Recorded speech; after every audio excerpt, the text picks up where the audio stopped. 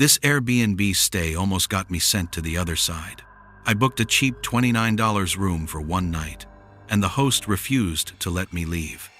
At first, he seemed like a harmless old guy, but by 3 a.m., I realized I wasn't his first guest, and the others never checked out. I was driving cross-country to visit family. Long trip, tight budget, so I booked the cheapest Airbnb I could find, a small house on the edge of a tiny town. The listing looked okay, not great. A few blurry photos, no reviews, and the host's name was Gerald. But $29 for a night? I clicked book now. When I arrived, the house looked older than the pictures. Paint peeling, yard overgrown. You know that feeling when something just feels off, but you ignore it? Yeah, that was my first mistake.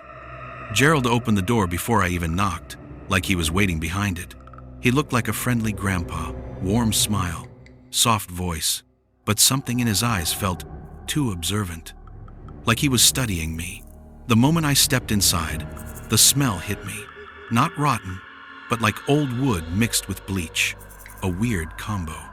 Gerald grabbed my suitcase without asking and said, "House rule number 1. Once you're inside, the door stays locked. Safety first."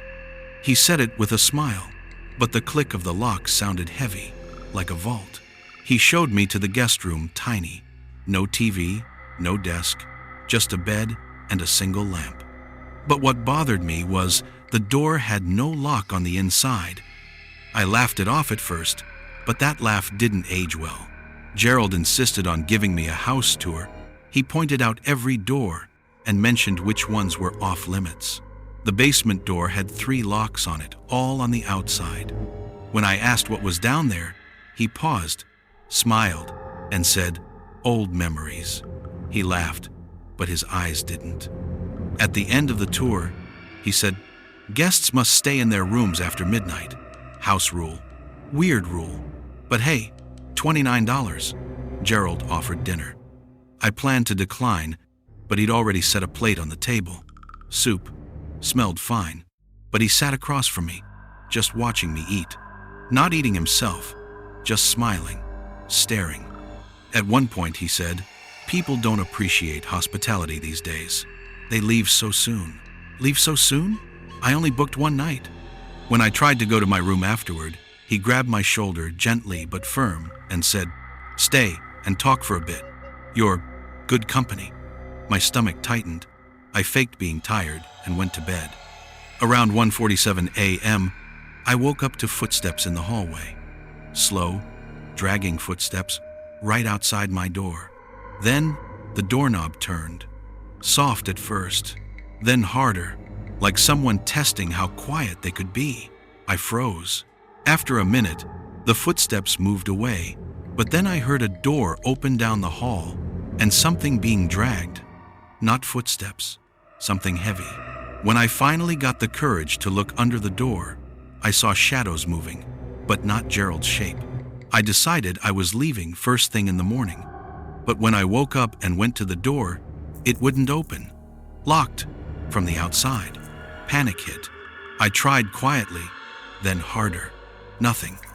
Gerald appeared in the hallway holding a tray of breakfast like nothing was wrong.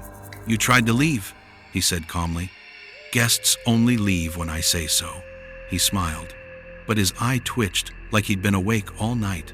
He placed the tray down and whispered, "If you try that again, you'll end up like the others." My heart dropped. When he went downstairs, I started searching the room for anything, tools, a weapon, a phone, nothing.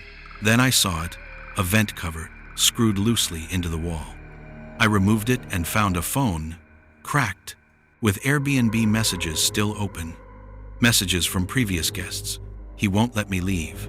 Please send someone. If you see this, run." The last unsent draft said, "He's coming. Basement." I had to see what was in that basement. I waited until Gerald started humming in the kitchen loud enough to mask sound. I tiptoed to the basement door. All 3 locks open, almost like he wanted me to go down there. The basement was freezing. The air thick. There were suitcases lined up against the wall. Different styles, different sizes. like they belonged to different people. Then I saw something worse. A wall covered with printed Airbnb profiles of smiling guests, circled with red marker, and dates next to their names. None of them had reviews after their stay here. And in the corner, a mattress with restraints. That's when I heard the basement door slam shut above me. Gerald's footsteps began descending the stairs slowly. "I told you, guests don't leave early." I grabbed the only thing near me, a rusted metal pipe. As he reached the last step, I swung. He fell back long enough for me to sprint upstairs, unlock the front door, and run. I didn't stop running until I reached a gas station 3 miles away. When the police went to the property, it was empty. No Gerald, no suitcases, no missing person evidence, like the house had been cleared out in hours. But here's the part that still keeps me up. 2 weeks later, I checked the Airbnb listing again. It was back online. Same photos, same house, but a different host name, not Gerald, Grace. If you ever find a super cheap Airbnb, don't ignore the red flags. Saving money isn't worth your life. Would you have stayed the night or left the moment you saw the house? Comment below. Subscribe for more real horror stories, and stay safe out there.